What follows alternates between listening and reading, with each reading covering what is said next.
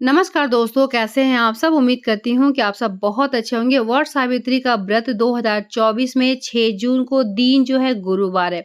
बहुत सारे लोग जो व्रत करते हैं, जो अमावस्या में भी वट सावित्री का व्रत होता है, ज्येष्ठ मास के और पूर्णिमा के दौरान भी होता है। तो ज़्यादातर अगर देखा जाए 95% महिलाएँ जो होती है, ज्येष्ठ महीने के अमावस्या वाला जो व्रत होता है वो करती हैं।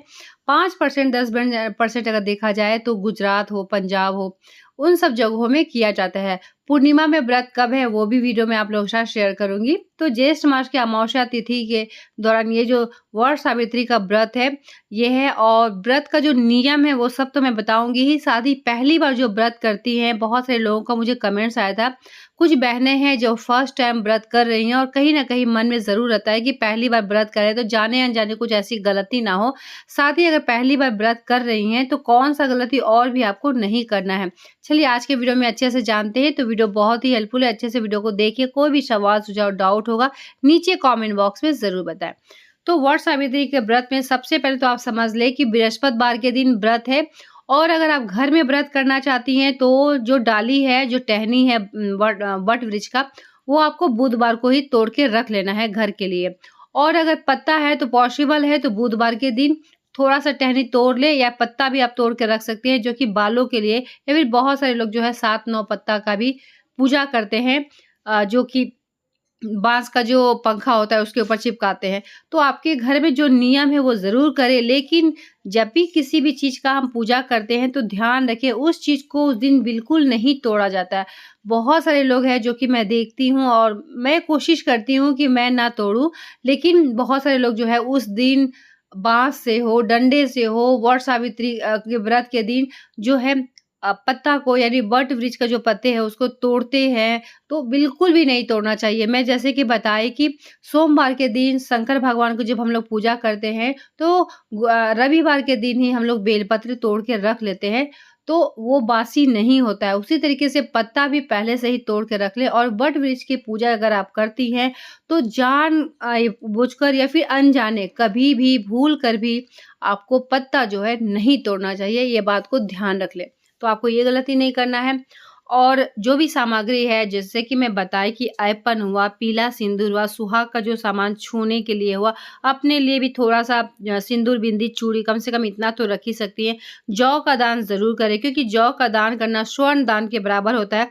पति का कोई भी सामान जैसे कि रुमाल हुआ या कुछ भी एक छोटा-सा चीज़ जैसे बनियान हुआ, गंज कुछ भी पति से संबंधित अगर है तो चढ़ाएँ और अगर नहीं है तो कोई दिक्कत नहीं है।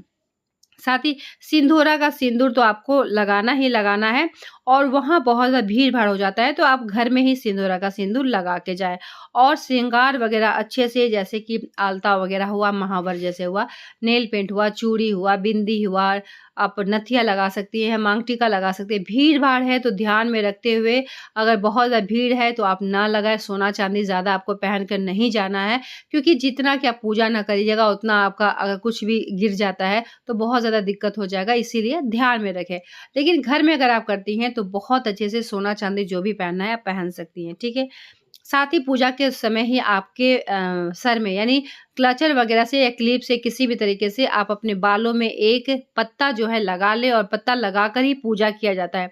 ये भी बात समझ में आ गया क्योंकि अभी पूजा स्टार्ट नहीं हो रहा लेकिन स्टार्ट करने से पहले ये सारे सारे चीज़ जो है ज़रूरी होता है। चना पहले से ही फुला लें यानी कल के दिन बुधवार के दिन चना फुला के रख लेना है, शाम को फुला दें।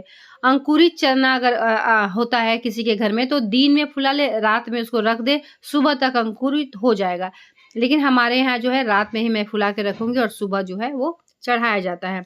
मौली धागा की बात किया जाए तो मौली धागा जो कच्चा सूत होता है वो कच्चा सूत भी आप लपेट सकते हैं बरगद के पेड़ में, लेकिन मौली धागा जो है वो टूटता नहीं है, तो मौली धागा का बड़ा वाला बैंडल आता है वो आप रख लें और थोड़ा-सा मौली धागा तोड़ के यानी जो आप लपेट रहे हैं, जो धागा में फेरी दे रहे हैं, उस धागे को आपको बिल्कुल नहीं तोड़ना है। कुछ मेरी बहनों को मुझे सवाल आया था कि क्या मौली धागा जो लपेट रहे हैं उसी को तोड़ना है? उसको नहीं तोड़ना है, वो लपेट कर ख़त्म कर देना है और अलग से आपको एक मौली धागा तोड़ के वट वृक्ष के पास थोड़ी देर आपको छुआ लेना है। भीड़-भाड़ है, बहुत ज़्यादा पॉसिबल नहीं कि घंटों तक आप उसको वहाँ रखे रहें, ऐसा नहीं। तो बस थोड़ा-सा पति के नाम पे, क्योंकि वही जो है रक्षा सूत्र जो कहा जाए कि आपको एक हाथ में कुछ बाँधना होता है, तो आप वो मौली धागा वहीं पर छुआ लें और वही ओम वट वृक्षाय नमः का मंत्रों का जाप करते हुए छुआ के अपने थाली में रख लें और वही जब घर आप जाती है पति पूजन के समय, तो हाथों में मौली धागा बाँध देना है। ध्यान रखें, लपेटे हुए मौली धागा को आपको नहीं तोड़ना है, उसमें से पति को नहीं बाँधना है। अलग से ही आपको छुआना है, जैसे कि मैं बताई, ठीक है? ये भी क्लियर हो गया। सारे चीज़ आप रख लिए, चना वगैरह जो है वो सब आप रख लें, मौली धागा रख लें, साथ ही जो भी मौसमी फल है जैसे कि जो भी इच्छा है, ऐसा कुछ नहीं है कि आपको यही चढ़ाना है, लेकिन अपने सामर्थ्य के अनुसार, जैसे कि आम का मौसम है, लीची का मौसम है, थोड़ा बहुत भी वट वृक्ष के पास आप ज़रूर चढ़ाएँ। अपने हिसाब से आपको देख लें कि आपको क्या लेना चाहिए, तो जो भी है फल-फूल आप रख लें। ये हो गया। सारा चीज़ को आपको बुधवार को रात को ही तैयार करके रख लेना है। शुभ मुहूर्त की अगर बात किया जाए तो उदया तिथि के बाद आप कभी भी पूजा कर ले। वैसे तो बर वृक्ष का जो पूजा होता है दोपहर के समय ही होता है, जिस तरीके से पीपल का पूजा जो होता है वो सुबह-सुबह होता है और बट वृक्ष का जो पूजा होता है दोपहर के समय। लेकिन इतना ज़्यादा गर्मी है और सभी जगह गर्मी बहुत ज़्यादा है और भीड़-भाड़ भी काफ़ी हो जाएगा, तो सही से आप पूजा पाठ नहीं कर पाइएगा। तो आपको सुबह-सुबह सबसे पहले तो आप अपने घर में सूर्य देव को जल अर्पित कर दें। उसके बाद जो है आप वट वृक्ष की पूजा कर ले। गुरुवार का दिन है, कई पूजा आपको करना है। एक तो आप वट वृक्ष का पूजा कर ले। पहले मैं वट वृक्ष का पूजा के बारे में अच्छे से बता दे रही हूँ, फिर आगे मैं बताऊँगी। ठीक है? तो आपको ये बाँस का पंखा जो है वो भी लेना ज़रूरी होता है। किसी यहाँ 2, किसी के यहाँ 1, जैसा नियम है कर ले और शाम के यानी कल के दिन जो है बुधवार के दिन अच्छे से एक-एक चीज़ को अच्छे से रख ले, जिससे कि किसी भी तरह का सुबह-सुबह हड़बड़ाहट ना हो, क्योंकि काम भी बहुत ज़्यादा रहता है। तो सबसे पहले उठकर जो भी हल्का-फुल्का काम हो उसके बाद वट वृक्ष का पूजा वगैरह आप कर लें। सिंदूरा का सिंदूर तो मैं बता दी ही कि अगर आप चाहें तो ले जा सकती हैं, नहीं तो अपने घर में, जैसे कि हम लोग क्या है अपने घर में ही लगा लेते हैं, लगा कर ही निकल जाते हैं पूजा करने के लिए। ठीक है? ये भी क्लियर हो गया। तो पूजा पाठ कर ले। सबसे पहले आप देखिए मौली धागा भी, जो कि मोटा वाला भी आता है, छोटा वाला भी आता है, पतला वाला, वो भी जैसा आपका इच्छा है आप रख लें। तो सबसे पहले आप यहाँ जाते हैं तो आप अपना आयपन वगैरह है, जो कि मैं एक-एक चीज़ करके मैं दिखाई हूँ। अगर पहली बार व्रत कर रही हूँ तो ध्यान से हर चीज़ को रख लें। आपको ज़्यादा घबराने की ज़रूरत नहीं है, ज़्यादा टेंशन लेने की ज़रूरत नहीं है कि क्या छूट गया, क्या ले लें, ऐसा कुछ नहीं है। श्रृंगार का सामान ले लें, आयपन अगर लगाए जाते हैं, बहुत सारे ऐसे लोग हैं जो आयपन नहीं लगाते हैं, तो आयपन अगर नहीं लगाते हैं कोई दिक्कत नहीं है, सिंदूर रख लें। ठीक है? कोई ज़रूरी नहीं कि आपके यहाँ आयपन नहीं आप यूज़ करते हैं, तो आपको सिंदूर ले लेना है। सिंदूर से ही आप टीका वगैरह कर लें और आकृति, यानी बहुत सारे लोग जो है जो सावित्री माँ का आकृति बनाकर सिंदूर मांग में भरते हैं। अगर आपके यहाँ ऐसा नहीं होता है तो सिंदूर का ही टिक कर आप जो है फेरी लगा लें। तो पूजा पाठ का जो सुहाग का चीज़ है वो वहाँ पर छुआ देना है। जो आप पति का जो सामान लिए हैं वो छुआ देना है। हर चीज़ को अच्छे से छुआएँ। वो ओम वट वृक्षाय नमः ये आपको जाप करते रहे।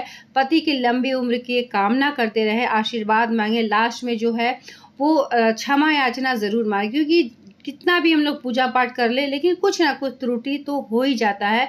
तो वट वृक्ष के सामने क्षमा भी मांगे और साथ ही प्रार्थना करें कि जिस तरीके से सावित्री का जो सौभाग्य लौटा और अखंड सौभाग्य की उन्हें प्राप्ति हुई, उसी तरीके से आपका भी सौभाग्य अखंड रहे, पति पे किसी भी तरह का आफत विपत ना आए और आप सदा सुहागन रहे।